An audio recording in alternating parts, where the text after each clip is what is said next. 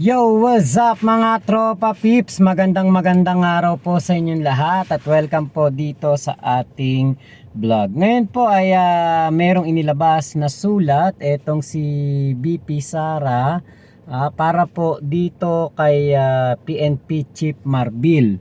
At dito po sa sulat na ito ay sinabi po niya na parang nagsisinungaling or sinungaling etong si PNP Chief.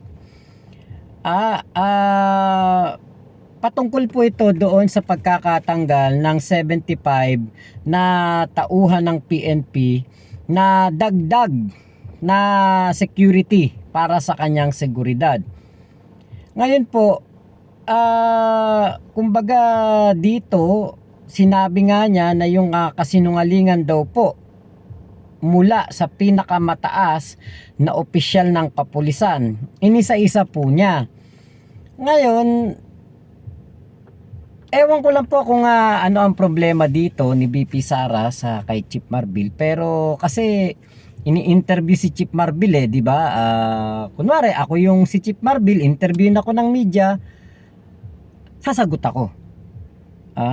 So parang ayaw ni BP Sara na mapag-usapan yung patungkol doon sa kanyang pagkakabawas ng kanyang security na 75 katao, pero ayon po sa COA report or ayon po sa mga balita last 2023 ba yun, umabot po ng 433 ang kanyang security details. 433, kung totoo yan na bilang, bawasan ng 75, may 350 plus pa na natira. So hindi po malaking kabawasan yon, di ba, para sa akin. So ngayon po, hindi ko rin magets kung ano po ang kumbaga rito kumbaga ano ba yung kasalanan ni Chief Marbil. Ang sabi pa nga po dito ay dun sa dulo, at laging tandaan para hindi magkabulbul ang kwento mo, laging magsasabi ng totoo. Yun po ang nakalagay doon sa PS o pahabol sa sulat. At sinabi rin na yung 48 na pulis na natira po ay ibabalik na rin daw. Karamihan daw po dun sa 75 na mga tinanggal ay dati na daw pong mga tauhan ni dating presidenteng Digong Duterte. Dati daw pong security detail, at yung iba ay dati pang security detail ni Sara noong ito ay naging mayor ng Davao City. So medyo parang malalim po ang pinanggagalingan nitong si BP Sara. So ngayon, parang nakita ko rito ay kanila pong tinutuligsa etong si Chief Marbil ayon sa ginagawa nito na kumbaga paghawak o pagbawi, kumbaga yung mga polisiya niya, parang hindi nagugustuhan ng ating vice presidente. Pero 'di ba? Doon po sa nakaraang vice presidente kay BP Leni, 78 lang po ang nagsilbi bilang kanyang security detail. 78 lang. Nung naupo na ang ating Pangulong Bongbong Marcos at si BP Sara, tumaas po ng napakataas na porsyento ang mga detail security nitong ng Office of the Vice President, nitong si BP Sara, at umabot nga daw po ng 433. Sa isang tao, 'di ba? Sa isang tao, kumbaga yung seguridad talaga importante, 'di ba? Importante talaga 'yan. Pero sa tingin ko, yung 433 sobra-sobra na 'yun. Kahit nga yung 350 ngayon na natira, sobra-sobra na 'yun. Kahit sabihin mong 200, sobra-sobra na 'yun. Siguro kung doon sa dating vice presidente na nasa 78 lamang, at ngayon dito sa ating vice presidente ay maging 100, siguro okay pa yon. Kumbaga parang baka kailangan lang ng dagdag seguridad, di ba? Dagdag bantay para sa kanyang kumbaga kaligtasan. Ayaw naman natin na maging mapanganib ang buhay ng ating vice presidente. Ayaw naman natin na malagay siya sa balag ng alanganin. Ayaw natin na mayroong masasaktan, di ba? So okay lang sa atin yun kung nasa 100 o baka kahit umabot pa ng madoble, maging 150, baka pwede pa rin. Pero yung 350 plus, kung totoong 433 minus 75, di ba? Medyo napakalaki po talagang ano nun, kabawasan nun. Ngayon, ito po, yung isa nga kumbaga kinote nitong si VP Sara, number 4. Ito yung pinaka napukaw ang pansin ko. Sabi, we don't see any threat against the Vice President. So we need to reduce the people. If they want more, then we will add if they request. So, meron pong lumabas daw pong video na kung saan ay nakita daw po ito sa NAIA, kuha sa isang lugar kung saan pawang mga empleyado lamang ng paliparan at piling mga tao maaaring nandoon. So, parang naging threat pala yung pagkaka-picture. Actually, picture lang nakikita ko, hindi ko alam na mayroong video eh.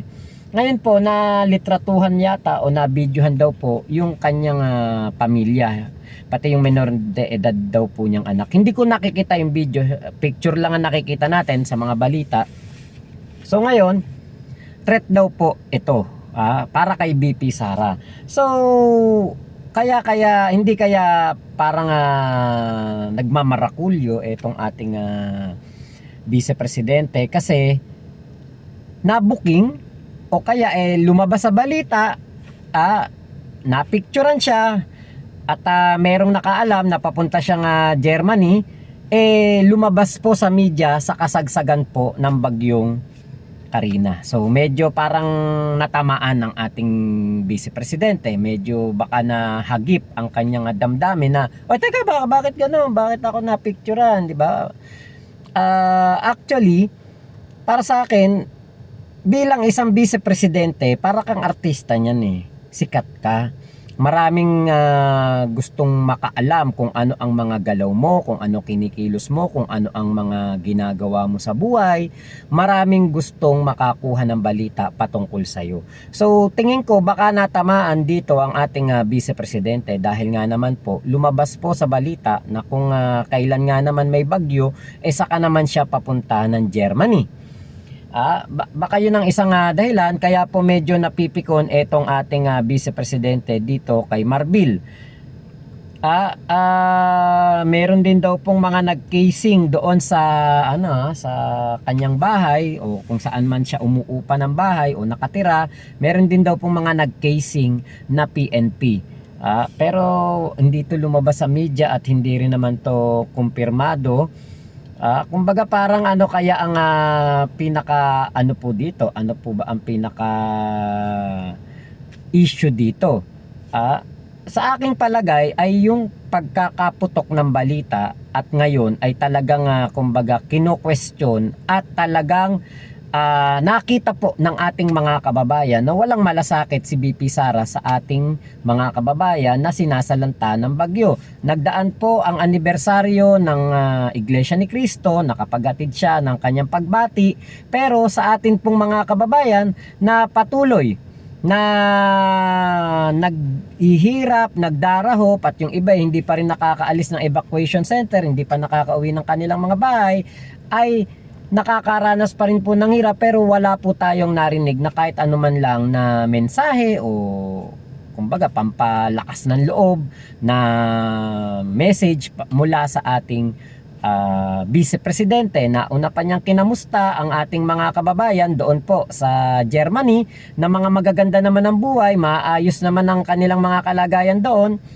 At 22 lang naman daw piraso yung nagpunta doon kumbaga, yun yung mga naging nauna pang nagawa ng ating Pangulo patungkol dito sa kanyang pagpunta sa Germany kaysa sa magbigay ng mensahe sa ating mga kababayan. Kasi alam niyo po, naniniwala tayo na ang presensya po ng isang tao na binoto natin para maglingkod sa atin, magserbisyo para po sa ating ikabubuti, 'di ba, ay dapat po na nandiyan siya sa sa oras ng kalamidad, nandiyan ang kanyang presensya sa oras na meron po tayong kinakaharap na mga problema. So hindi kaya ito ang dahilan kung bakit etong si VP Sara ay nagagalit kay Chief Marbil dahil nalitratuhan siya doon sa airport at kumalat yung litrato at nabalita po na siya ay pumunta po ng Germany sa kasagsagan ng bagyo.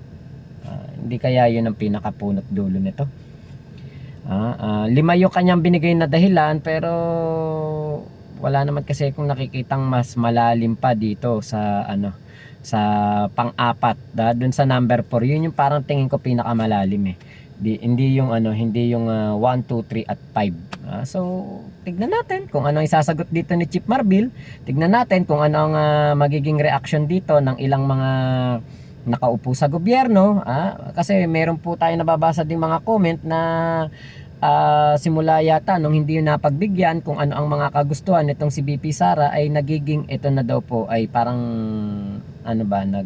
parang nag-aalborotong bata. Parang bata na hindi nabigyan ng candy, hindi na ibili ng laruan, ay para pong nagtatampo, nagagalit, or gumagawa po ng mga kumbaga hindi pangkaraniwan o hindi niya dating ginagawa. So, yun lamang po. Maraming salamat sa inyong pagsama dito sa aking vlog na ito. Ingat po kayong lahat. Nasa mang panig kayo ng mundo. Mga chup love you. God bless us all. Pilipinas. God first. Ay, shoutout po sa mga nanood ng Taylor Swift concert diyan sa Germany. Napakaganda daw talaga ng concert na yan. So congratulations both doon sa mga na buo ang kanilang tawag dito, na buo ang kanilang mga pangarap, 'di ba, na makapanood ng Eras Tour ni Taylor Swift. So yun lang po. Bye-bye.